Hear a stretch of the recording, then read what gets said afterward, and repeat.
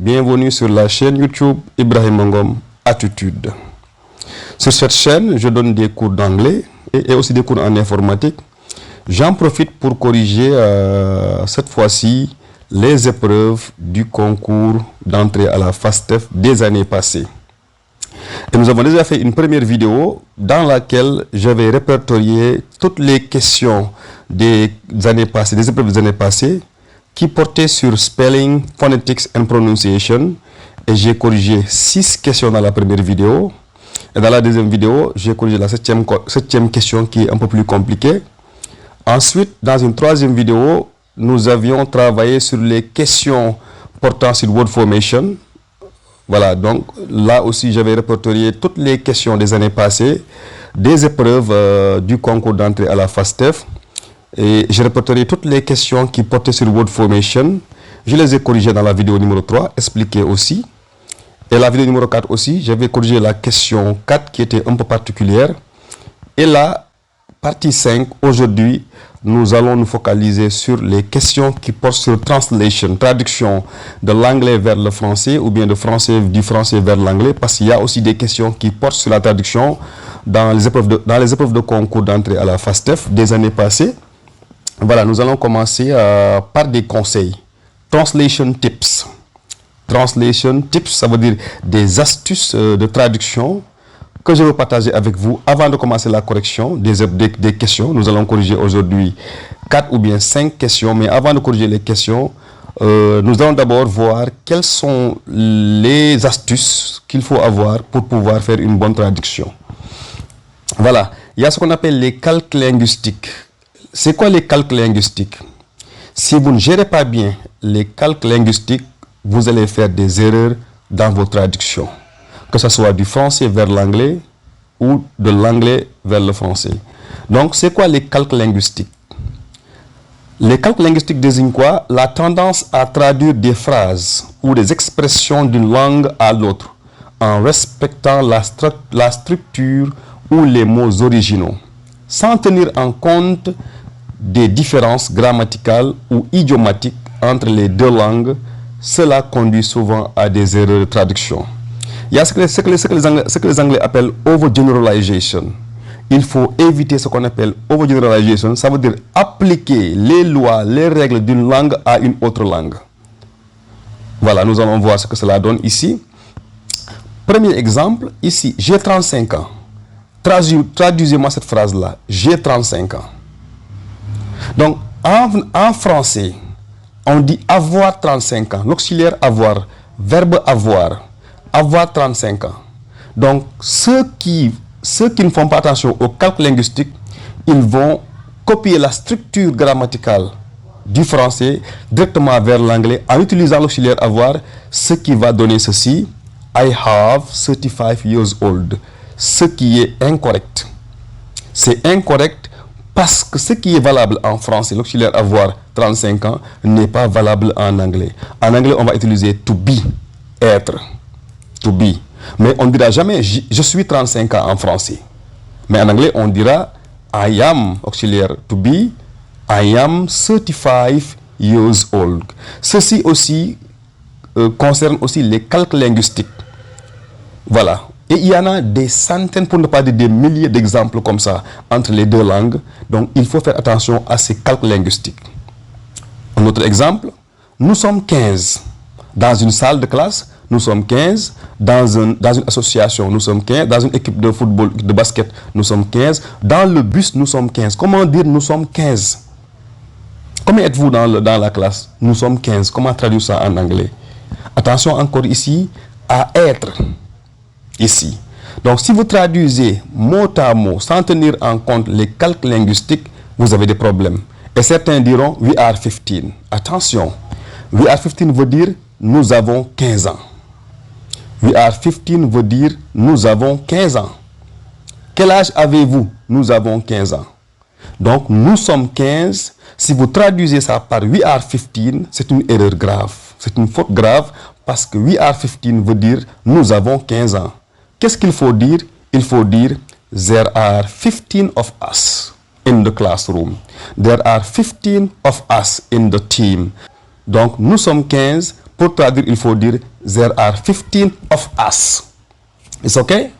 Another example. Il fait chaud, j'ai 20 ans. Le francophone qui voit la phrase il fait chaud, il a 3 mots. Il, le verbe faire et chaud. Il a tendance à dire mot à mot it makes hot ou bien it does hot parce que faire veut dire make et c'est incorrect. On ne traduit pas mot à mot. Ça, c'est des calques linguistiques. Qu'est-ce qu'on doit dire? It is hot. It is hot. It is hot. Il fait chaud. J'ai 20 ans aussi, c'est la même chose. Tout à l'heure, on vient de voir j'ai 20 ans. Ce ne sera pas être, ce ne sera pas avoir, mais être. Donc, les gens auront tendance à mettre I have 20 years alors que c'est I am 20 years old. It's okay, guys? Je suis d'accord. Il a raison.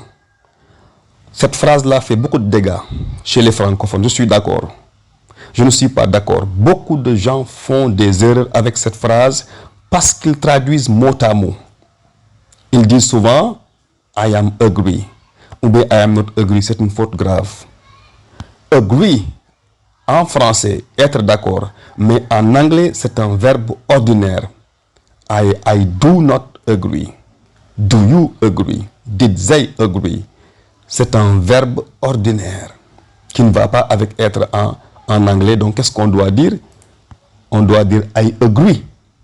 On oublie le suis. Le suis n'en fait pas partie en anglais. Il a raison aussi. Il y a il, avoir et raison. Quelqu'un serait tenté de dire he has reason ou bien he has right. No, no. On dira he is right. He is right. Vous voyez bien les erreurs qu'on peut commettre si on ne tient pas bien en compte l'aspect calque linguistique. Il a pris la mouche. Quand vous apprenez une langue, apprenez non seulement la langue, mais la culture et l'histoire du peuple qui parle cette langue. On ne doit pas enseigner à l'université ou bien dans les lycées la langue anglaise sans pour autant enseigner aux élèves la culture des Anglais ou bien des Américains. Parce que la culture est très importante dans une langue. L'histoire de cette langue-là, la civilisation de ce peuple qui parle la langue, c'est très important. Donc quand quelqu'un dit il a pris la mouche, il, c'est he, a pris, has taken ou bien took, la mouche veut dire fly. Mouche, ça veut dire fly en anglais. Donc le francophone qui n'est pas bien averti est tenté de dire he took the fly. Alors que ce n'est pas ça du tout. Dans la culture américaine anglaise, quand on vous dit il a pris la mouche, ça veut dire qu'il est en colère. He got angry. L'expression française signifie qu'il s'est fâché et non qu'il a pris une mouche. Ça veut dire qu'il s'est fâché. He got angry. Pissed out, si vous voulez. Donc, he got angry. Autre expression, elle a le cafard. Avoir, have. Le cafard, c'est cockroach, mbot. Les cafards qui marchent dans les toilettes, ça c'est cockroach. Donc, on a tendance à traduire ça par she has the cockroach. No, big mistake. Ici, on dira she feels down, qui veut dire en français être déprimé. Être déprimé. Dépression. Donc ici, on ne dira pas she had the cockroach. On dira she feels down. Donc les gars, attention aux calques linguistiques, attention aux éléments de culture, attention à ce qu'on appelle les local colors. Et pour ça, il faut apprendre l'histoire, la civilisation et la culture du peuple qui parle la langue française et la langue anglaise. Il pleut des cordes. Et là aussi, ça vient souvent dans les concours examens. Il pleut des cordes. Tout le monde sait que pleuvoir veut dire rain, corde veut dire rope. Les cordes, c'est pour attacher les chevaux, les animaux, une charrette ou bien un emballage. Et là, on est en train de dire it is raining ropes. Non, non. Dans la culture anglaise, quand on dit il pleut des cordes, là, c'est souvent it is raining cats and dogs. C'est comme quelqu'un qui dit il pleut des chats et des chiens. On ne le dit pas en français parce que ce n'est pas la culture française. Mais dans la culture américaine anglaise, quand on dit il pleut des chats et des chiens, ça veut dire qu'il pleut beaucoup. Il pleut à averse. Donc, il faut traduire ici l'idée, pas les mots. Elle raconte des salades. Raconter, c'est to tell. Salade, c'est salads. La salade qu'on plante, la plante salade qu'on utilise dans la cuisine, au restaurant. Donc, on ne dira pas she tells salads. Quelqu'un qui dit salade en français, ça veut dire quoi? She tells lies. Il dit des mensonges, il raconte des histoires, il dit n'importe quoi. Il raconte sa vie, comme on dit en français. Donc ici, il racontait des salades en français veut dire dire des mensonges. Donc, on ne va pas traduire raconter des salades, mais on va traduire dire des mensonges. Et pour dire des mensonges en anglais, on dira she tells lies. She tells lies. Telling lies. The drinks are on the house. Ça, ce sont les Anglais qui disent ça. Lorsque vous arrivez dans un restaurant ou bien une entreprise, il y a une fête. On vous dit, la boisson ne se vend pas. C'est la maison qui paye. C'est la maison qui offre. Dans un restaurant, vous arrivez, vous payez 5 000 francs le ticket. On vous dit maintenant, la boisson, c'est la maison qui offre. Mais quand vous dites à un petit con, the drinks are on the house, il a tendance à monter sur le toit pour voir la boisson, parce que littéralement, the drinks are on the house veut dire les boissons sont sur le toit, sur la maison. Et les gens ont tendance à prendre une échelle pour aller voir les boissons, ou bien la boisson qui est sur le toit, alors que ce n'est pas ça du tout. L'idée ici, c'est que c'est la maison qui paye, les boissons sont offertes, les boissons sont gratuites. Donc, ne traduisez pas par les boissons sont sur le toit ou bien sur la maison. C'est ça, c'est l'erreur, pas seulement grammaticale, mais linguistique et culturelle, je veux dire. Punctuation. La ponctuation aussi, elle est très importante. It is very important to bear in mind the punctuation in a translation activity. Look at this sentence. Regardez cette phrase. Woman without her man is nothing. Je suis sûr que 80% d'entre vous ont déjà rencontré cette phrase-là quelque part. Woman without her man is nothing. Cette phrase n'a pas de ponctuation, difficile à traduire. À part le point final, c'est difficile de traduire cette phrase que vous avez ici. Woman without her man is nothing. Essayez de traduire cette phrase-là et vous allez voir que c'est presque pas possible. Femme sans elle, homme et rien. Alors que, regardez ici la deuxième phrase avec la virgule qui est placée ici.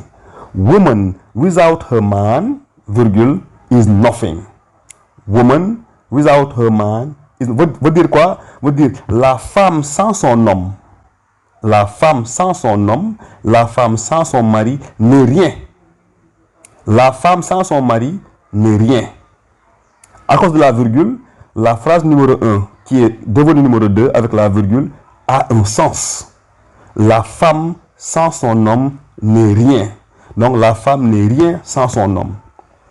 La troisième phrase, on a encore d'autres virgules. Woman, virgule, without her, virgule, man is nothing. Ça veut dire quoi? La femme, sans elle, l'homme n'est rien.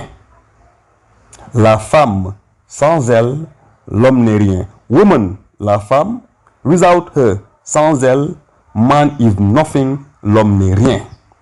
Donc, de la première phrase, difficile à traduire, on est tombé sur la deuxième phrase avec une petite virgule qui a un sens. La deuxième phrase veut dire la femme sans son homme n'est rien. La troisième phrase, la femme sans elle, l'homme n'est rien. Donc, ne négligez pas la ponctuation. Et ceci n'est qu'un exemple parmi d'autres. Autre chose, word order, l'ordre des mots. Elle m'a offert un stylo rouge. Un francophone qui veut traduire cette phrase en anglais, ou bien un anglophone qui veut traduire cette phrase-là en anglais peut avoir des problèmes s'il traduit mot à mot sans respecter l'ordre des phrases d'une langue à l'autre. Le français dira « Elle me a offert un stylo ». Donc, celui qui n'est pas attentif au word order, qu'est-ce qu'il va mettre? She me gave a pen red. Est-ce que vous voyez bien? Elle, she, m'a offert, me gave, un stylo rouge, a pen red. Alors qu'en anglais, l'adjectif ici vient avant le nom. Qu'est-ce qu'on dira? She gave me She gave me a red pen et pas a pen red. L'adjectif en anglais vient avant le nom. Les pays développés, the developing countries. OK? Les faux amis aussi à ne pas négliger. Les faux amis. Ce sont des mots ou des expressions qui semblent similaires entre deux langues. Ici, le français et l'anglais, mais qui ont des significations différentes ou ne s'utilisent pas de la même manière. Regardez bien ici. Quand je dis actually, les francophones vont penser que c'est actuellement. Dès que le francophone entend l'anglais dire actually, le francophone pense que c'est actuellement, alors que c'est pas ça. English meaning in fact. Actually veut dire en fait, in fact, en réalité. Donc, le faux ami en français, actuellement, en ce moment, c'est pas correct, c'est incorrect. Donc, c'est le premier exemple en haut qui est correct, ça veut dire en fait ou bien en réalité. Deuxième exemple, to demand.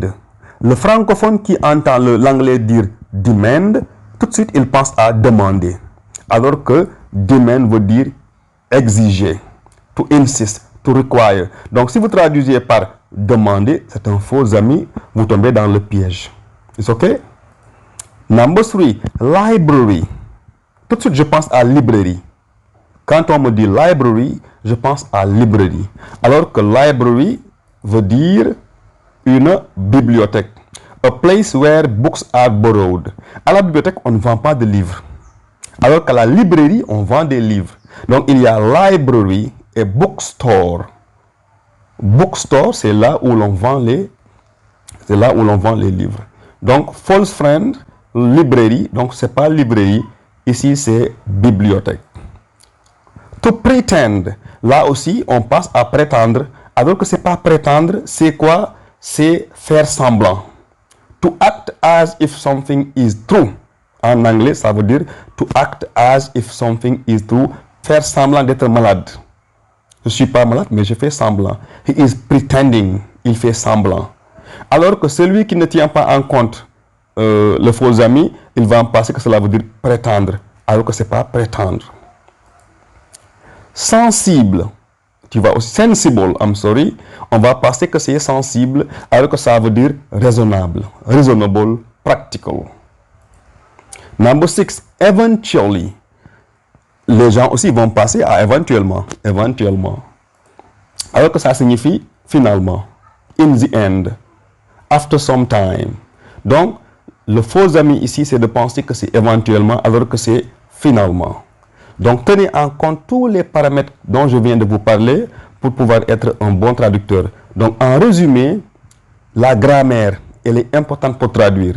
Les connaissances des règles grammaticales, telles que les accords des adjectifs, et des participes passés, les prépositions, les constructions des phrases complexes, de la structure des phrases, l'ordre des mots, on vient de le voir, des prépositions et des articles pour la grammaire, la conjugaison aussi, maîtriser tous les temps verbaux en anglais et en français aussi. Donc la compréhension des différents temps et modes, présent, imparfait, futur, conditionnel, etc., ainsi que des conjugaisons régulières et irrégulières, vous permettent de faire une bonne traduction. Troisièmement, l'orthographe. Maîtriser des règles d'orthographe, des accents, des accords, des exceptions, des homophones et des irrégularités courantes.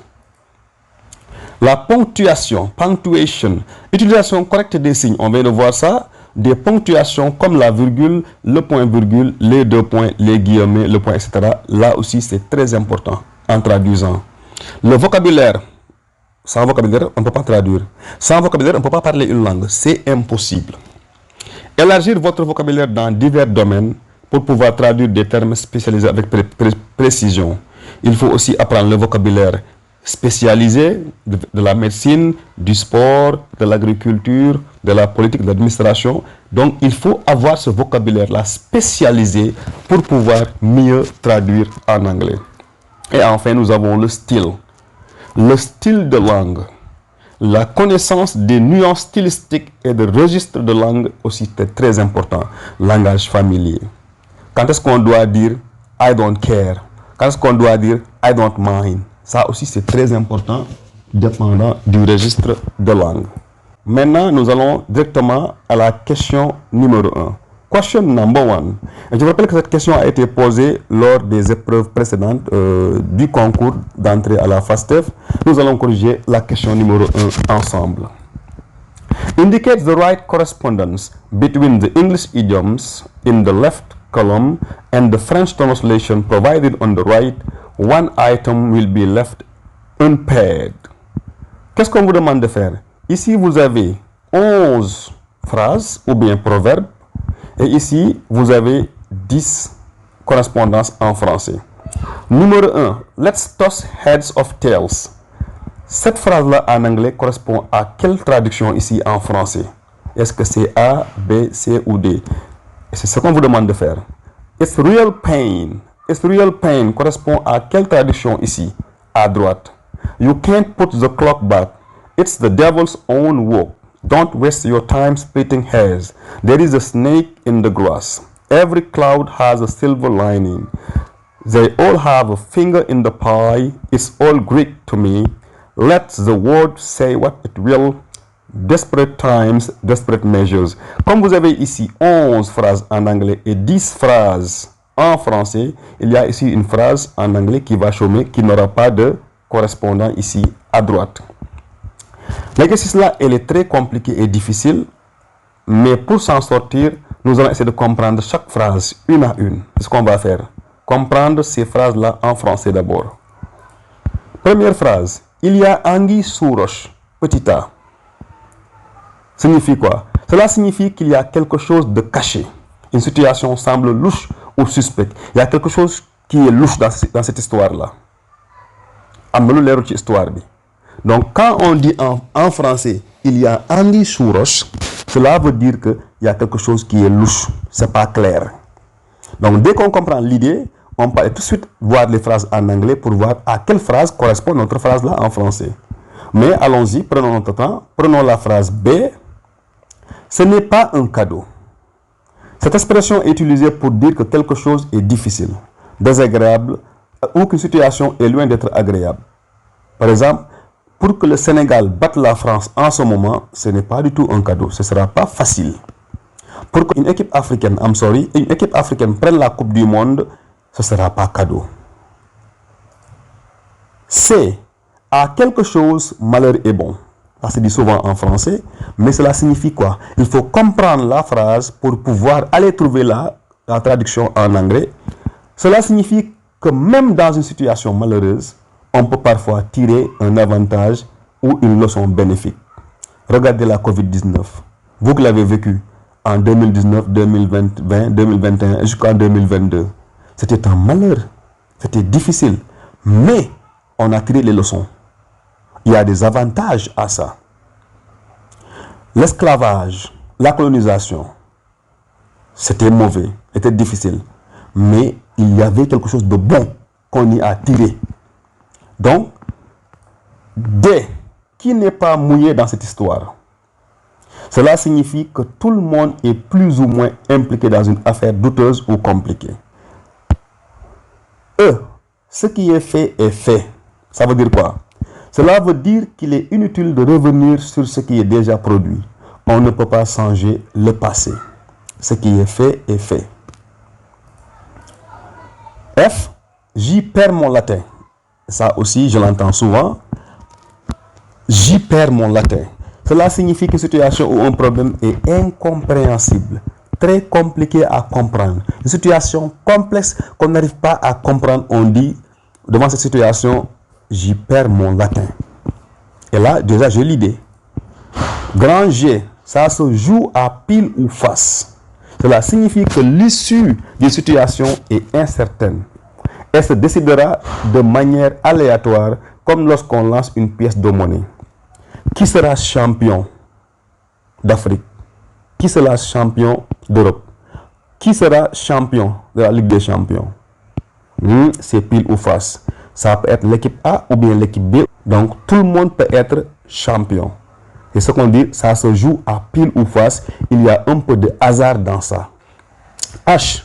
Pourquoi chercher la petite bête? Ça aussi, c'est une expression française qui veut dire quoi? qui veut dire que l'on cherche des problèmes là où il n'y en a pas vraiment, ou que l'on se concentre sur des détails insignifiants. Regardez le Sénégal aujourd'hui. Les gens se concentrent surtout sur des problèmes qui ne sont pas utiles. C'est-à-dire que parfois les gens se concentrent sur des questions qui n'en valent pas la peine, alors qu'il y a d'autres parts où on doit se concentrer. Donc, pourquoi chercher la petite bête? Pourquoi ne pas aller chercher autre chose? Concentrer sur l'essentiel. Ok? Et les chiens aboient, la caravane passe. Et là, on l'entend souvent aussi. Les chiens aboient, la caravane passe. Cela signifie que malgré les critiques ou les oppositions, les choses continuent d'avancer. Je veux être un grand footballeur, mais malgré les critiques, malgré les mauvaises paroles, malgré les mauvaises langues, moi j'avance. Comprendre. C'était 9. Ça c'est la 10e phrase. C'est la croix et la bannière. C'est la croix et la bannière. Cette expression indique qu'une situation est compliquée, difficile à gérer, très laborieuse. Pour développer le Sénégal aujourd'hui, c'est la croix et la bannière. Ça veut dire que c'est compliqué, c'est difficile. Maintenant, nous avons compris toutes ces phrases, expressions en français. Nous allons nous attaquer maintenant aux expressions en anglais. Let's toss heads of tails. Numéro 1. Faisons pile ou face. Faisons pile ou face. Cela signifie quoi? Qu'on va décider quelque chose au hasard en lançant une pièce pour choisir entre deux options. Qu'est-ce que je dois choisir? La couleur bleue ou bien la couleur verte? Bon, je vais voir par hasard. Il y a 2 concours à faire, FASTEF, UGB. Comment est-ce que je vais faire pour choisir? Je vais faire pile ou face. Et là, je choisis par hasard, UGB ou bien FASTEF Dakar. It's real pain. C'est un vrai casse-tête. C'est vraiment pénible. Cela signifie que quelque chose est très ennuyeux et difficile à gérer. Donc vous voyez déjà les correspondances qu'on commence à avoir entre les phrases en français et les phrases en anglais. Donc si on comprend les deux, le problème est réglé. 3e phrase. You can't put the clock back. Ah oui, on ne peut pas mettre une montre retour en arrière.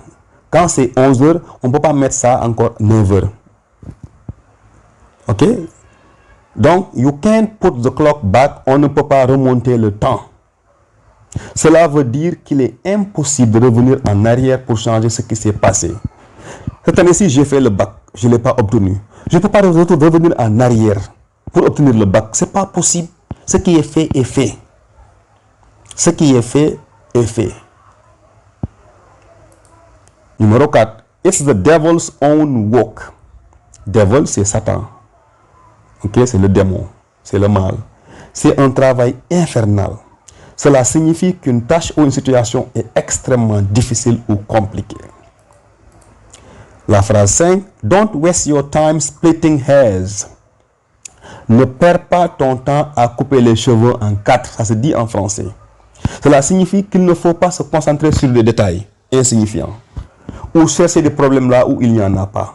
Vraiment.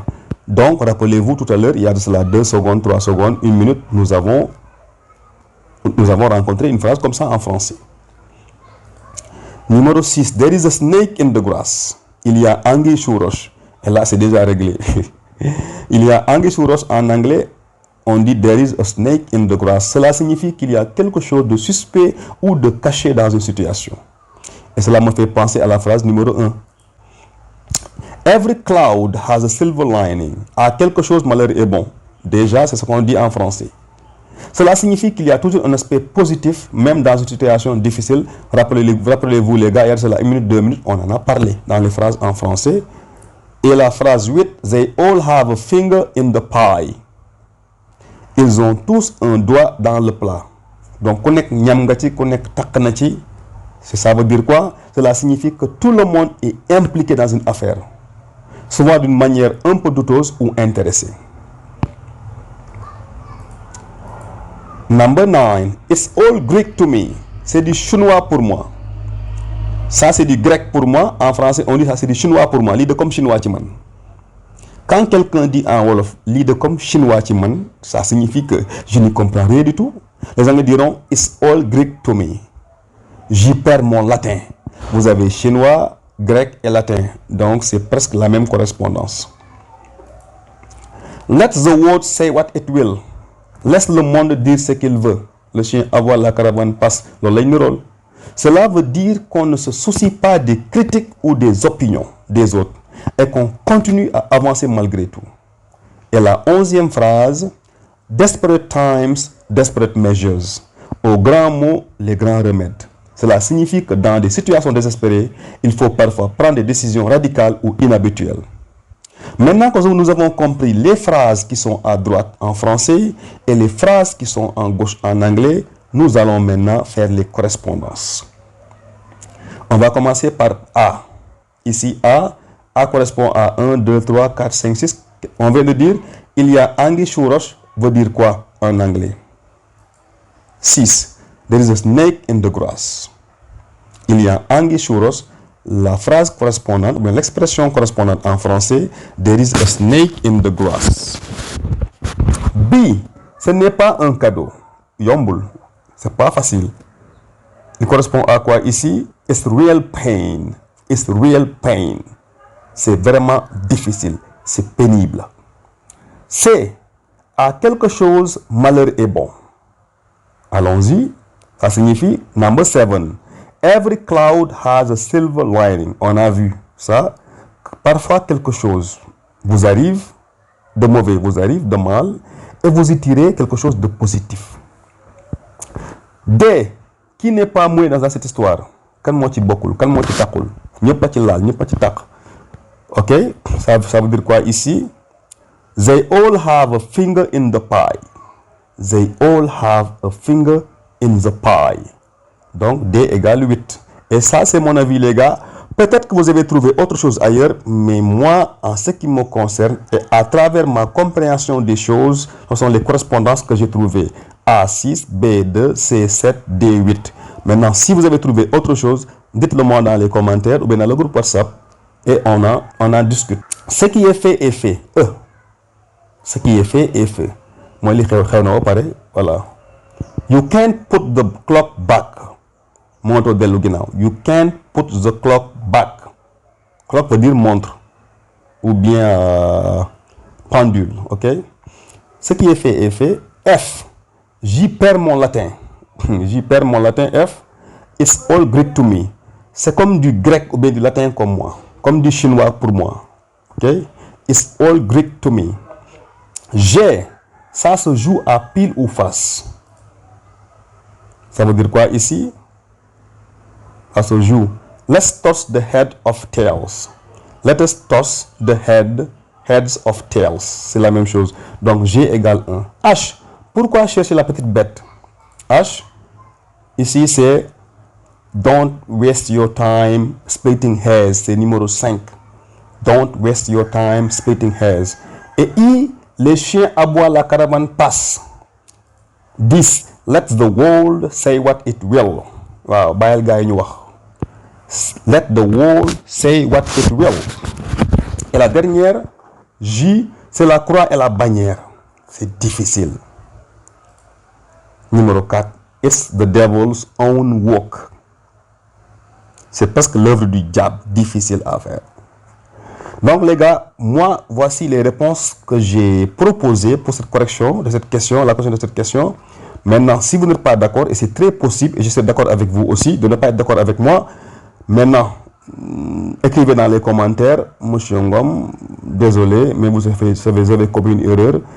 I, c'est pas 10, c'est 4 ou bien c'est 5. Et là, on va discuter, je suis ouvert à toute discussion. Donc, numéro 11 n'a pas de correspondant. Question number 2. Second question. Question number 2. Translate the following sentences into English. Et là aussi, c'est une question qui a été donnée aux candidats des épreuves des sessions passées, concours FASTEF. La première question, regarde, il pleut des cordes. Les quartiers de la banlieue vont être inondés. 42. Il est grand temps que les problèmes d'assainissement soient réglés une fois pour toutes. 43. Les pertes sont inestimables. Les sinistrés ont été déplacés et relogés dans des abris provisoires. À traduire en anglais, 44. Les victimes se plaignent tous de la lenteur des secours et des promesses non tenues. 45. Les populations doivent être solidaires et apporter leur soutien aux nécessiteurs. 46. La plupart des zones inondées de notre quartier sont habitées par des ouvriers à la retraite qui ont fini de construire leur maison il y a plus de 20 ans. 47. Le gouvernement a promis aux habitants de Keur Massar de faire évacuer les eaux de pluie le plus rapidement possible et diriger leur ville en département. 48. Nombreux sont les citadins qui ont acheté des maisons dans des endroits qui étaient jadis des marigots, ce qui est à l'origine des inondations. 49. Cette situation aurait pu être évitée si toutes les municipalités avaient une vision prospective de l'urbanisme. Et la dernière phrase, l'État doit également veiller au strict respect du plan directeur d'urbanisme de Dakar et environ. Les gars, ces phrases-là sont difficiles. It's devil's own work. Ça, c'est l'étoile et la bannière. Mais faites-moi confiance, Inch'Allah, à la fin de la vidéo, vous serez en mesure de les traduire. On y va, phrase par phrase. Première phrase, regarde. Regarde, quand on vous dit regarde en anglais, souvent ça fait allusion à une action qui se passe en ce moment même. Et là, souvent c'est le présent continuous. C'est le présent qui est d'une action qui se passe en ce moment même. Donc, il pleut des cordes. Les quartiers des banlieues vont encore être inondés. La voie passive vont encore être inondée. Et là, nous avons une première traduction. Look, it is raining cats and dogs. Wow. Il pleut beaucoup. It is raining cats and dogs. On l'a vu en début de vidéo. The outskirts are going to be flooded once more. Et deuxième traduction possible. Look, it's pouring rain. Il pleut à averse. Il pleut beaucoup. The suburban neighborhoods. Parce qu'en anglais, on peut dire outskirts, on peut dire aussi suburbs, qui veut dire banlieue. Banlieue, on peut dire outskirts. Outskirts, on peut dire aussi suburbs. Will be flooded again. Ici, on a dit are going to be. Ici, on a dit will be.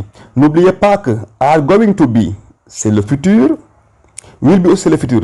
Et allez-y dans ma chaîne YouTube. J'ai fait presque 200 vidéos, exactement 196 vidéos. Et vous avez des leçons spécialement sur ça.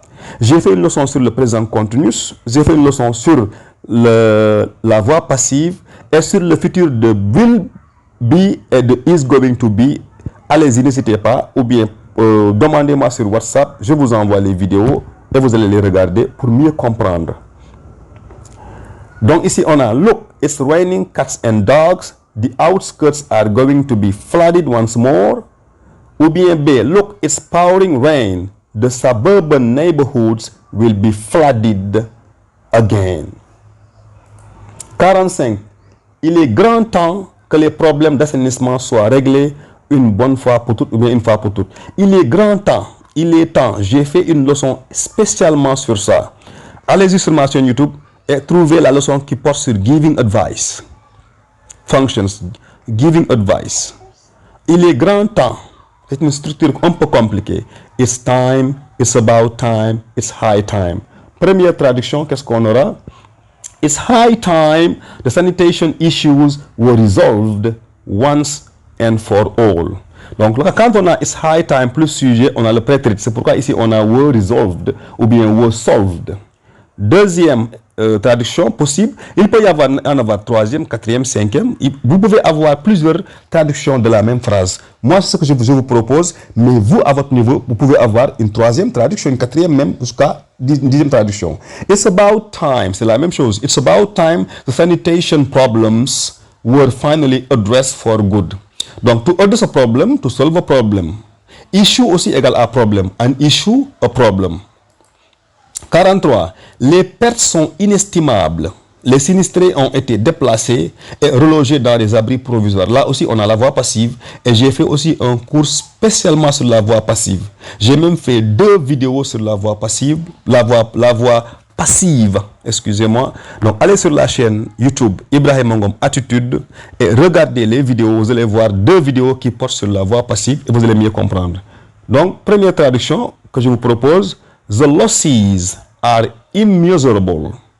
The victims have been displaced and relocated to temporary shelters. Deuxième traduction. The damage is incalculable. The affected people have been evacuated and housed in provisional shelters. Et là, vous avez deux possibilités différentes. 44. Les victimes se plaignent tous de la lenteur des secours et des promesses non tenues. Ici, victimes se plaignent, lenteur, promesses non tenues. The victims are all complaining about the slow response of the relief efforts and the unkept promises. To keep a promise, unkept promises. Ou bien B, all the victims are protesting, are complaining, are protesting. The delays in assistance and the unmet promises. Unkept, unmet, c'est la même chose. 45. Les populations doivent être solidaires et apporter leur soutien aux nécessiteurs. Il y a doit être, must be, have to be, should be. People must show solidarity and provide support to those in need. Deuxième possibilité, the communities need to stand together. Il y a aussi show solidarity and to stand together. And offer help. Vous avez to support and to offer help to the less fortunate. To the less fortunate. Les moins chanceux. 46. La plupart des zones inondées de notre quartier sont habitées par des ouvriers à la retraite qui ont fini de construire leur maison il y a plus de 20 ans. Là aussi, on a les quantifiers, la plupart. On a aussi sont habités, la voie passive. On a aussi, il y a 20 ans, ago, on a fait une vidéo sur ça, sur le prétérit.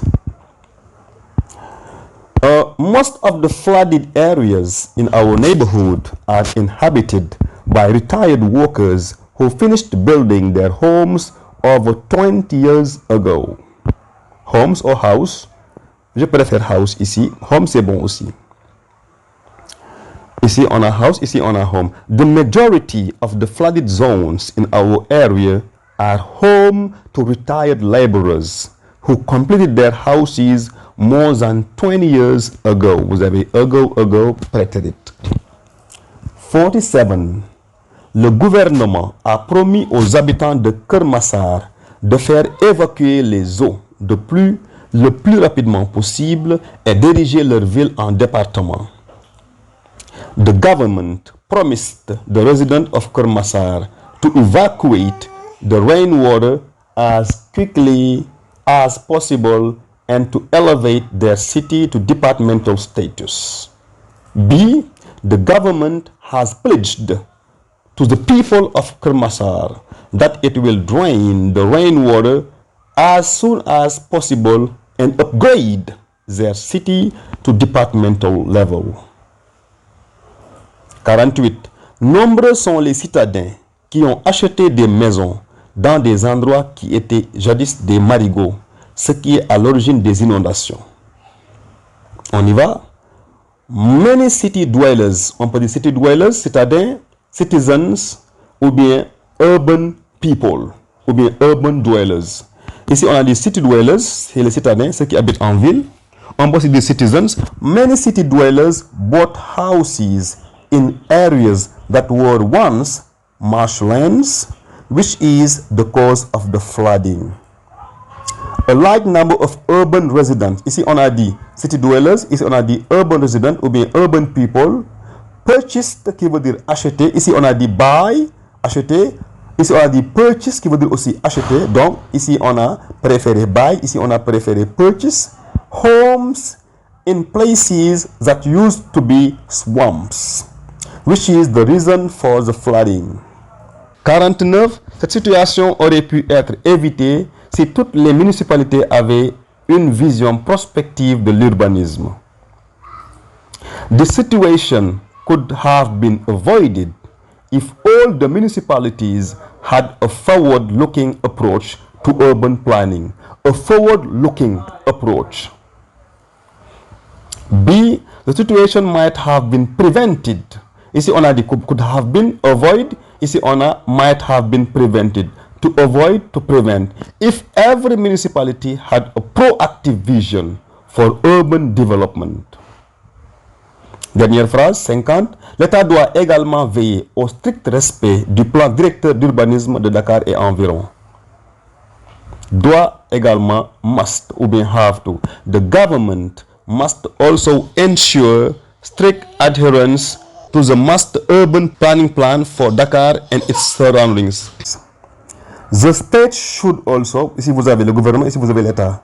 The state should also enforce strict compliance with the urban planning master plan for Dakar and the surrounding areas. C'était une phrase un peu difficile, très difficile même. Parce que pour traduire le plan directeur d'urbanisme, c'était un peu difficile pour moi les gars, mais bon, je pense que je l'ai réussi. J'attends vos commentaires. Question number 3. Question number 3. Translate the following sentences into English. L'insouciance avec laquelle on détruit les forêts tropicales contribue au réchauffement de notre planète. Nous devrions prendre un plus grand soin de notre avenir. Il est très travailleur et se donne beaucoup de mal. J'espère vraiment qu'il obtiendra ce qu'il mérite, ce qui ne serait que justice. Numéro 3. La fréquentation scolaire est obligatoire.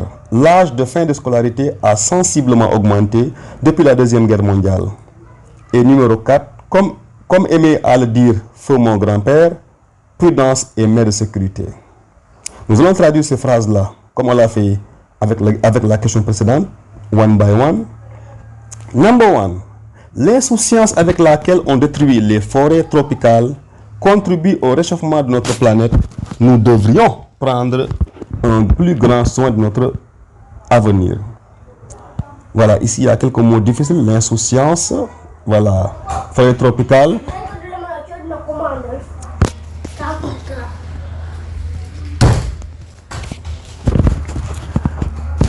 Contribue au réchauffement de notre planète. Nous devrions ici, c'est une sorte de conseil, voilà, ou de devoir moral. Comment traduire ça en anglais? Le conseil et le devoir moral, on va voir ça aussi. Prendre un plus grand soin de notre avenir. Ok, numéro 1, the carelessness with which we destroy tropical forests contributes to the warming of our planet. Nous devrions, take greater care of our future. B, the recklessness, deuxième possibilité, in destroying tropical forests is adding to the warming of our planet. We need to be more. Nous devrions to be more mindful of our future. Number 2, il est très travailleur et se donne beaucoup de mal. Se donner beaucoup de mal, c'est aussi une expression toute faite. J'espère vraiment qu'il obtiendra ce qu'il mérite, ce qui ne serait que justice. Oui, j'espère qu'il obtiendra, oui, ce qui ne serait que justice. Ça aussi c'est un peu difficile à traduire, mais on va essayer ensemble. He is very hardworking and puts in a lot of effort. I really hope he gets what he deserves, as it would be only fair. Deuxième possibilité, he works very hard and goes to great length. I truly hope he receives what he deserves, as it would be just. Donc, se donner beaucoup de mal, ça veut dire travailler dur, to work very hard, to put in a lot of efforts, ou bien to go to great length. Number 3, la fréquentation scolaire est obligatoire. Fréquentation scolaire, ça veut dire aller à l'école. Okay? L'âge de fin de scolarité a sensiblement augmenté depuis la Deuxième Guerre mondiale. School attendance is mandatory. The age of which schooling ends has increased significantly since World War II. Ok, Since ici, j'ai aussi fait une vidéo spécialement sur Since for Ego. Allez sur la chaîne YouTube et vous allez voir cette vidéo. Une autre possibilité, education. Ça veut dire school attendance, aller à l'école.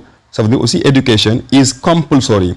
Ici, on a mandatory, qui veut dire obligatoire. Ça veut dire aussi compulsory, c'est la même chose. The age of finishing school has risen Vous avez to increase qui veut dire augmenter. Vous avez aussi to rise qui veut dire augmenter. Notably since World War II. Number 4. Comme aimer à le dire feu mon grand-père, prudence et mère de sécurité. Feu. Quand on dit feu quelqu'un, feu mon grand-père, ça veut dire mon grand-père qui est décédé. Donc, il ne faut pas traduire feu par fire. No. As my late grandfather, my late brother, my late father, my late grandfather, late Modou, ça veut dire feu Modou, feu mon père, late, used to say, dans used to ça veut dire, il avait habitude de dire, il aimait dire. Dans le passé, il avait l'habitude de dire, as my late grandfather used to say, caution is the mother of safety. B, as my late grandfather used to say, being careful is the key to safety. Question number 4. Question number 4 also is about translation. C'est aussi une question qu'on avait proposée au candidat concours FASTEF des années passées. Ici, phrase 11. Les centres urbains africains sont encombrés de colporteurs et des marchands ambulants. 12. Les classes moyennes africaines n'ont plus les moyens de se faire éduquer leur progéniture en Amérique. 13. Les gouvernements africains doivent faire face à la menace terroriste en renforçant leurs services de renseignement. 14. Notre environnement est sérieusement menacé par les emballages en plastique. 15. Pour promouvoir la production agricole locale, le gouvernement subventionne les semences. 11 maintenant.